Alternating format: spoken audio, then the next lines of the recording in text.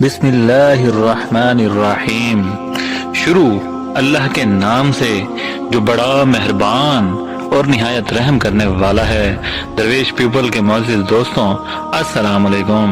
मोहतरम नाजरीन, मामून और रशीद के इंस्पेक्टर जजल पुलिस अब्बास बयान करते हैं कि एक रोज मैं अमीरुल मोमिनीन मामून और रशीद के ऐवान खास में दाखिल हुआ तो उन्होंने पुकारा, अब्बास। मैंने कहा, लब्बैक या अमीरुल मोमिनीन, इसे ले जाओ और अलीउल सुबह मेरे दरबार में पेश करना। क्या देखता हूँ कि एक शख्स बेड़ियों, हथकड़ियों और जंजीरों से जकड़ा हुआ बेहस वो हरकत पड़ा है। चनाचा मैंने मातहत पुलिस मुलाजमीन को उसे हिरासत में रखने का हुक्म दिया। वो उसे उठाकर हवालात की तरफ चलने लगे। मान मुझे ख्याल आया कि अमीरुल मोमिनीन जिसने जिस गैज़ व गज़ब और सख्ती से इसे हिरासत में रखने और अलीउल सुबह पेश करने का हुक्म दिया है, उसका तकाजा ये है कि मैं इसे पुलिस मुलाजमीन के सपुर्द करने के बजाय घर में अपनी निगरानी में रखूं। चनाचा मेरे हुक्म के मुताबिक मुलाजमीन उसे मेरे घर में नजर बंद करके चले गए। पहर रात गुजरने के बाद मैंने उसे बुलाया और उससे पूछा, तू कौन है, तेरा नाम क्या है, तू कहाँ का रहने वाला है और तेरा कसूर क्या है? कैदी, मैं दमिश्क का रहने वाला हूँ अब्बास। अल्लाह रब्बुल इज्जत दमिश्क और उसके अंदर रहने वालों को खैरियत से रखे। तुम कौन से कबीले और किस घराने से ताल्लुक रखते हो? कैदी, तुम किस किस कबीले और कौन कौन से घराने को जानते हो? अब्बास, तो फलां कबीले के फलां आदमी को जानता है। कैदी ने कहा, जब तक आप मुझे उस आदमी से अपनी दिलचस्पी का सबब ना बताएंगे उस वक्त तक मैं आपको उसके मुतल्लिक कुछ नहीं बताऊंगा। अब्बास ने कहा, उस आदमी से मेरी दिलचस्पी का सबब सुनो। मैं किसी दौर में गवर्नर दमिश्क का अफसर था। वहाँ के लोगों ने गवर्नर के खिलाफ बगावत कर दी। मामले की संगीनी देखकर गवर्नर दमिश्क पिंजरे में लटक कर किले से उतरा और अपने साथियों समेत फरार होने में कामयाब हो गया। उन फरार होने वालों में मैं भी था। मुझे पकड़ने के लिए मेरे पीछे लोगों का जत्था मुसलसल दौड़ रहा था। अलबत्ता मैं इंतहाई तेज रफ्तारी से दौड़ता हुआ उनकी दस्तरस से बाहर होकर उनकी आंखों से ओझल हो गया। इसी दौरान में उस आदमी के घर के सामने से गुजरा तो उससे दरख्वास्त की, मेरी मदद फरमाइए, अल्लाह आपकी मदद फरमाएगा। उसने मुझे अपने महलनुमा मकान में दाखिल होने का हुक्म दिया। जब मैं दाखिल हुआ तो उसकी बीवी ने मुझे फौरन मकसूरा मियाँ बीवी का खास हुजरा में दाखिल होने का इशारा किया। इसी दौरान मुझे मकान के गेट पर लोगों का शोर और गुल सुनाई दिया जो मालिक मकान से कह रहे थे कि अल्लाह वो शख्स तेरे घर में दाखिल हुआ है। उसने कहा, तलाशी ले लो। चनाचा लोग अंदर दाखिल हो गए और उन्होंने मकसूरा के अलावा बाकी घर का कोना कोना छान मारा। फिर वो आपस में मशवरा करके कहने लगे कि वो इस मकसूरा में होगा। तुम्हारे खौफ के मेरी टांगें कपकपाने और दिल फड़फड़ाने लगा। उसकी बीवी ने, जो कि मेरे पास खड़ी थी, जुरात की और उन्हें सख्त सुस्त कहा, जिसकी वजह से उन्हें अंदर दाखिल होने की जुरात ना हुई और वो बाहर निकल गए। मुझ पर ऐसा खौफ और वहशत तारी हो रही थी कि मेरी टांगें मेरा बोझ बर्दाश्त करने से जवाब दे गईं। वो आदमी बाहर दरवाजे पर खड़ा हो गया और उसकी बीवी मुझे हौसला देने लगी, डरो नहीं, आराम से बैठ जाओ, अल्लाह ताला ने आपको उनके शर से महफूज कर लिया है। अब आप अमन व सुकून से रहें। जिस पर मैंने उनको ढेरों दुआएं दी। उसके बाद वो अल्लाह का बंदा मुझ पर मुसलसल लुत्फ व करम और मोहब्बत व मुद्दत के यादगार मोती बरसाता रहा, यहाँ तक कि उसने मेरे अंदर से बेगानगी का एहसास खत्म कर दिया। उसने मुझे अपने महल में एक अलग मकान दे दिया। जरूरियात जिंदगी इतनी वाफर मिकदार में मुहैया की और सुबह व शाम मेरी ऐसी खबर गेरी की कि मैं तमाम दुख भूल गया। चनाचा मैंने उसके यहाँ जिंदगी के बेहतरीन 4 माह गुजारने के बाद उससे इन लफ्जों में इजाजत तलब की। अब फितना दब गया है और शहर पुरसकून है। मैं अपने गुलामों को तलाश कर लूं। चनाचा उसने वापस आने का वादा लेकर इजाजत اجازت دے دی۔ میں شہر گیا اور غلاموں کا پتہ نہ پا کر واپس آ گیا۔ اس دوران میری بے مثال اور انتھک خدمت کرنے کے باوجود اس نے نہ میرا نام پوچھا، نہ پتہ، نہ عہدہ، بلکہ وہ مجھے میری کنیت سے بلاتا رہا۔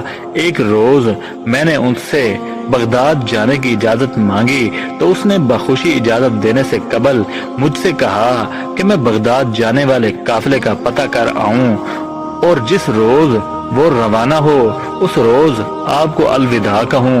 پھر میں نے اس سے عہد کیا کہ اتنی مدت کے حسن سلوک اور ہمدردی کی بنا پر میں تیرے ساتھ عہد کرتا ہوں کہ زندگی بھر آپ کے اس احسان کو نہ بھولوں گا اور حسب طاقت اس کا بہترین صلہ دوں گا۔ اس کے بعد اللہ کے اس نیک بندے نے اپنے غلام کو سفر کے لیے گھوڑا تیار کرنے کا حکم دیا اور خود سامان سفر تیار کرنے میں لگ گیا۔ میں نے سمجھا کہ وہ خود کہیں جانے کا پروگرام بنا رہا ہے، لیکن سارے دن کی دوڑ دھوپ کے بعد وہ رات کو بمشکل سویا ہوگا اور علیل صبح مجھے خبر دی کہ آج قافلہ بغداد روانہ ہونے والا ہے، اٹھو اور تیاری کرو۔ میں نہیں چاہتا کہ آپ اکیلے جائیں۔ اس دن نہ تو میری سواری تھی نہ زیادہ رہا۔ میں اسی سوچ میں تھا کہ وہ شریف انسان میرے لیے اعلیٰ اور نفیس ملبوسات اور نئے جوتوں کا جوڑا لایا، تلوار اور پیٹی لا کر میری کمر سے باندھ دی، پھر اعلیٰ نسل کے خچر پر 2 بھرے ہوئے بکس رکھ کر ان پر بستر باندھ دیا۔ مجھے گھوڑے پر سوار کر کے ایک غلام بھی ساتھ دیا تاکہ وہ راستہ میں خدمت بجا لائے۔ وہ اور اس کی بیوی چند فرلانگ تک مجھے الوداع کہنے کے لیے میرے ساتھ آئے اور مجھ سے میری خدمت میں کسی بھی قسم کی کوتاہی کی معذرت کرنے لگے۔ سچ پوچھو تو اس وقت میرا دل رونے لگا، آنکھوں سے آنسو بہنے لگے۔ میں نے ڈباتی آنکھوں سے انہیں واپس بھیجا اور کئی دنوں کا سفر طے کرنے کے بعد بغداد پہنچا اور امیر المومنین کی خدمت کی بنا پر اس کا پتہ لینے سے قاصر رہا۔ میں اس لیے پوچھ رہا ہوں کہ شاید میں اس احسان کا بدلہ دے سکوں۔ قیدی نے کہا، اللہ رب العزت نے تجھے اس حسن سلوک کا بدلہ دینے کا سنہری موقع عطا کیا ہے۔ عباس نے کہا، وہ کیسے؟ قیدی نے پھر کہا، اللہ کے نیک بندے، وہ شخص میں ہی تھا اور میرے اس حال نے تجھ پر میری شناخت مشکل بنا دی ہے۔ یہ سن کر عباس کا دل قابو سے باہر ہو گیا۔ وہ دیوانہ وار اٹھا اور بیڑیوں سمیت اسے اٹھا کر سینے سے لگا کر اس کے سر کو بوسے دینے لگا اور پوچھا، آپ اس نوبت تک کیسے پہنچے؟ قیدی نے کہا، دمشق میں تمہارے دور جیسا فتنہ برپا ہوا اور اس کا الزام میرے سر دھر دیا گیا۔ گرفتار کر کے اس قدر تشدد کیا گیا کہ مجھے زندگی کی امید نہ رہی۔ پھر مجھے زنجیروں میں جکڑ کر یہاں امیر المومنین کے دربار میں پیش کر دیا گیا۔ ان کے ہاں میرا جرم اس قدر بھیانک ہے کہ وہ لا محالہ مجھے قتل کرا دیں گے۔ جس حال میں میری گرفتاری عمل میں آئی اس نے مجھے وصیت کرنے کا بھی موقع نہ دیا۔ میرے پیچھے میرا غلام آیا ہوا ہے اور وہ بغداد میں میرے ملنے والوں کے گھر میں موجود ہے تاکہ وہ میرے گھر والوں کو میرا حال بتا سکے۔ اگر آپ اس احسان کا بدلہ دینا چاہتے ہیں تو اسے بلائیے تاکہ میں موت سے پہلے اسے وصیت کر سکوں۔ اگر آپ نے ایسا کر دیا تو عہد وفا پورا ہو گیا۔ عباس نے کہا، اللہ خیر کرے گا۔ پھر عباس نے راتوں رات لوہار کو طلب کر کے اس کے ہاتھ پاؤں سے زنجیر، توک اور بیڑیاں کٹوائیں، گھر کے حمام میں غسل کرایا اور اسے عمدہ لباس پہنا کر اس کے غلام کو بلوایا۔ جب غلام گھر میں داخل ہوا تو دمشقی آقا اپنے غلام کو دیکھ کر رونے لگا اور وصیت کر دی۔ پھر عباس نے اپنے نائب کو بلا کر ہدیے لانے اور گھوڑا تیار کرنے کا حکم دیا تاکہ اسے انبار تک چھوڑ آئے۔ قیدی نے کہا، عباس دیکھو، امیر المومنین کے ہاں میرا جرم نہایت بھیانک ہے۔ اگر میں فرار ہو بھی گیا تو وہ مجھے اپنے لاؤ لشکر کے ذریعے پکڑ لیں گے اور قتل کرا دیں گے۔ عباس تم نجات پاؤ اور مجھے اپنے کام کی تدبیر کرنے دو۔ कैदी ने कहा, वल्लाह मैं बगदाद से बाहर नहीं जाऊंगा और मुसलसल तेरी खबर रखूंगा। अगर मामला कठिन हुआ तो मैं हाजिर हो जाऊंगा। अब्बास ने कहा, चलो अगर तुम्हारा इरादा यही है तो बगदाद के फलां मोहल्ले में ठहरो। अगर मैं सलामत रह गया तो खबर कर दूंगा, वरना खुद कत्ल होकर आपके एहसान का बदला चुका सकूंगा। फिर अब्बास ने अपने मुतल्लिक सोचना शुरू किया और इस नतीजे पर पहुंचा कि मौत यकीनी है। कफन तैयार कर लिया जाए और गुस्ल करके हनूत लगाया जाए। चनाचा उसने तलुए फजर से पहले गुस्ल किया और हनूत लगाकर कफन तैयार कर लिया। नमाज फजर से फारिग होते ही अमीरुल मोमिनीन का हुक्म आया कि आदमी को लेकर ईवान शाही पहुंचो। जब अब्बास वहां पहुंचा तो अमीरुल मोमिनीन ने पूछा, अब्बास मुजरिम कहाँ है? अब्बास की खामोशी पर उन्होंने कहा, अफसोस तुझ पर, अगर तूने कहा कि वो फरार हो गया है तो तेरा सर कलम करा दूंगा। अब्बास ने कहा, नहीं अमीरुल मोमिनीन, हरगिज वो फरार नहीं हुआ, बल्कि आप थोड़ी देर के लिए मेरा और उसका किस्सा सुन लीजिए और फिर जो जी में आए कर गुजरिए। उसके बाद इंस्पेक्टर जजल अब्बास ने अपनी और उसकी मुकम्मल रवायदात सुनाई और अर्ज किया, अगर आप मुझसे दरगुजर फरमाएं तो मैंने उस मोहसिन से हक वफा अदा कर दिया।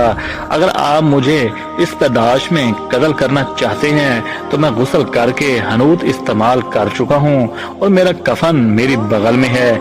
मामून ने कहा, अल्लाह तुझे तेरे एहसान की जजा ना दे। तेरा एहसान भला कब उसके दर्जे को पा सकता है, क्योंकि तूने पहचानने के बाद एहसान किया और उसने बगैर जाने पहचाने तुझ पर एहसान किया। मुझे पहले क्यों ना बताया कि तेरी तरफ से मैं खुद उसके एहसान का बदला देता। अब्बास ने कहा, अमीरुल मोमिनीन वो अभी दारुल हुकूमत बगदाद में मौजूद है ताकि मेरे मामले की खबर रखे। अगर मुझे अपनी जान का खतरा दरपेश हो तो वो मेरी जगह पेश होकर अपनी गर्दन कटवा दे। मामून ने ये कहा, ये उसका तुझ पर दूसरा एहसान है जो पहले से भी बड़ा है। जा उसे मेरे पास ला ताकि मैं तेरे ऊपर होने वाले एहसान का सिला खुद अदा करूं।